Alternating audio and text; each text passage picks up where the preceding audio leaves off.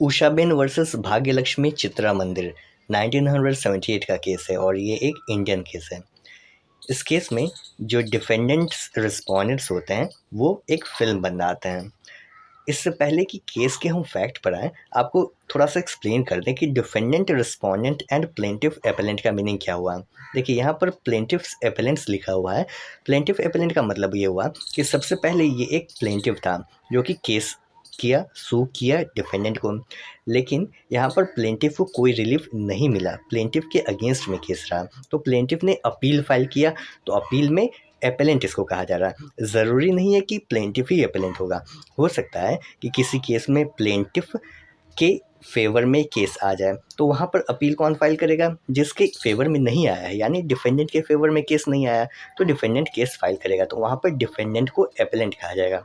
I hope आप ये clear समझ गए होंगे ये कंसेप्ट को। अगर फिर भी आप नहीं समझ पाएँ तो आप हमें कमेंट करके बताइए, हम सेपरेट वीडियो बना देंगे।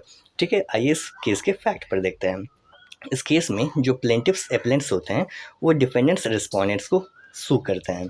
क्यों सू करते हैं? क्योंकि डिफेंडेंट रिस्पोंडेंट एक मूवी बनाता है जिसका नाम रहता है जय संतोषी माँ। प्लेंटिफ एपेलेंट सू करता है कि ये जय संतोषी माँ का नेम से जो फिल्म है ये रिलीज़ नहीं होना चाहिए, इस पर परमानेंट इंजंक्शन लगाना चाहिए। प्लेंटिफ्स एपेलेंट्स का कंटेंशन ये था कि ये फिल्म का एग्जीबिशन या फिल्म का रिलीज़ एक न्यूसेंस क्रिएट करता है जो कि प्लेंटिफ के रिलीजियस फीलिंग्स को हर्ट करता है। प्लेंटिफ के रिलीजियस फीलिंग्स को हर्ट कैसे करता है? क्योंकि इस मूवी में जय संतोषी माँ मूवी में 3 गॉडेसेस को दिखाया गया है, सरस्वती, लक्ष्मी एंड पार्वती। और इन तीनों गॉडेसेस को पोर्ट्रे किया गया है कि ये तीनों जेलस हैं एक दूसरे से। ठीक है, जलन का भावना है इन तीनों में एक दूसरे के प्रति। तो ये एक रिलीजियस फीलिंग्स है जो कि हर्ट करता है प्लेंटिफ को। तो इसी कंटेंशन पर डिफेंडेंट के अगेंस्ट में सू किया जाता है प्लेंटिफ के द्वारा कि ये फिल्म को रिलीज़ न किया जाए, इस पर परमानेंट इंजंक्शन लगाया जाए। कोर्ट के द्वारा हेल्ड ये किया जाता है, ऑब्जर्व किया जाता है कि ये जो हर्ट टू रिलीजियस फीलिंग्स है, जो रिलीजियस फीलिंग्स हर्ट हुए हैं, ये कोई भी एक्शनेबल रॉन्ग नहीं है, ये न्यूसेंस के कैटेगरी में आता ही नहीं है। देखिए यहाँ पर प्लेंटिफ का इंटरेस्ट है कि वो उसका रिलीजियस फीलिंग को रिलीजियस फीलिंग हर्ट हो रहा है, और डिफेंडेंट का भी इंटरेस्ट है कि वो अपना मूवी दिखाना चाहता है, रिलीज़ करना चाहता है। तो दोनों का अपना अपना इंटरेस्ट है, तो यहाँ पर दोनों के इंटरेस्ट को बैलेंस करना होता है।